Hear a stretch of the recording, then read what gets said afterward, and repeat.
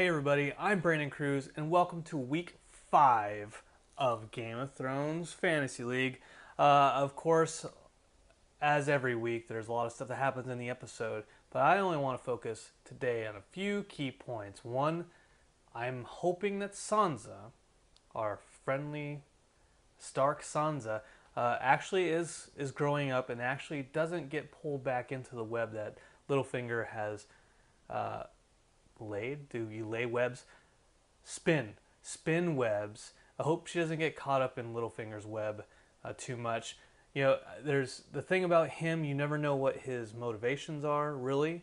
And so we don't know if he actually wants Sansa to get the folks down at River Run.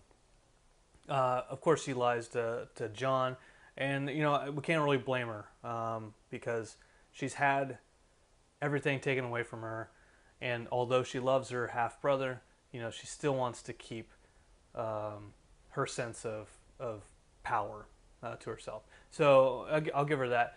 You over on Tyrion, he's getting a new red queen. Sure, there's that.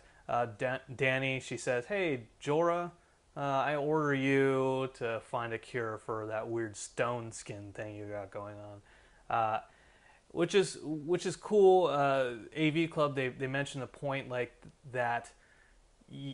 Okay, all these other characters they have something to do with a storyline, even though their storylines are kind of splitting and diverging. Uh, there are plot reasons for them doing the diverging plots, and so their critique and their concern is that Jorah, what is he going to find out there in the world that is going to become relevant to the main plot of Game of Thrones? Excellent point. I don't know the answer. We'll see, of course. The main thing that we need to pay attention to this week, obviously, is the origin story of Hodor. And holy crap, right? I have that song by Toto stuck in my head anytime I talk about this episode. Hold the line. Bran isn't always on time. Hold the door, Hodor. So Bran decides, hey, I've been doing enough of this three-eyed raven tutelage stuff. Let me go out and venture on my own. Some magic stuff happens. He sees the king of the White Walkers and the Night's King, I think. And he gets branded, which, Bran gets branded. He ends up giving the White Walkers the ability to go into the cave, and which they do in pretty short order. So the three-eyed raven takes him back into time, and we see Willis Hodor as a kid again. And as the White Walkers are breaking in, Meereen is saying, "Bran, warg into Hodor." Of course, Bran is hearing this. He's in the past, but he's also in the present, and so he wargs into Hodor in the past. And Meereen is telling Hodor in the present, Hodor, hold the door so these White Walkers don't get us. And in the past, Willis starts going all convulsion. Hold the door, hold the door, hold door, Hodor. And so there you go. And Hodor is ripped to shreds by the White Walkers as Bran and Meereen go out into the forest. I thought this is a really cool venture into kind of a sci-fi territory for a fantasy world. It's not something we're used to seeing necessarily in mainstream fantasy, and I really like. Although it's kind of magic, right? It still has sci-fi aspects to it, which is really interesting because Lost, for those of you who watched Lost back in the day, that had some really cool sci-fi aspects and time travel aspects to it, and coincidentally, a man by the name of Jack Bender, who directed many episodes of Lost, considering, in addition to, especially the great episode The Constant, where a man is going back and forth, becoming unstuck in time, a good little Vonnegut reference, going back and forth, and he needs to get a constant between his present conscience in 2004 and his previous conscious back in 1996.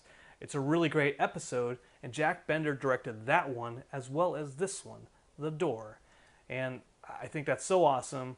I love sci-fi. I love Lost, as Travis can tell you, and I can't wait to see who helps Meera. Sorry, Marie. I did it again.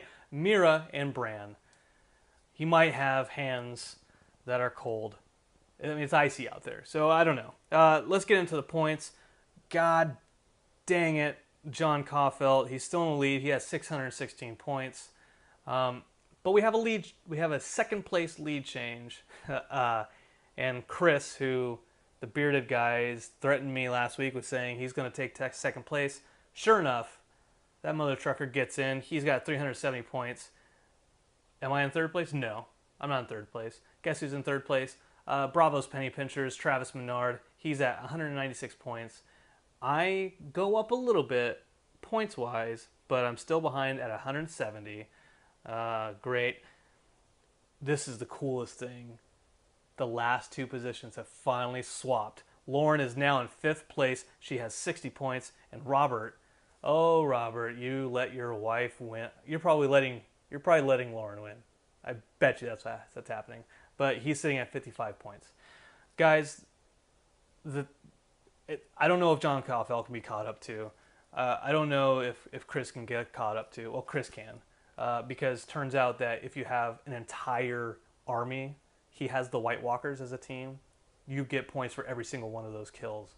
So, all right, cool. I should have drafted a lot of just teams, I guess. But whatever. I hate both of you. I hate Travis too. Robert and Lauren are cool because they're in last place. But anyways, that's all I've got for this week. Guys, leave a comment down below. Leave a comment over on our site, www.apatheticenthusiasm.com. Follow us on Twitter, @apathusiast. We're on Instagram as well, apathetic_enthusiasm. And be sure to let us know what you think. Go ahead and rate us. Rate me all the way down to the bottom. It doesn't matter to me. I just know that you're watching at that point in time. All right, until next time, again, I am Brandon Cruz, and this is Game of Thrones Fantasy League.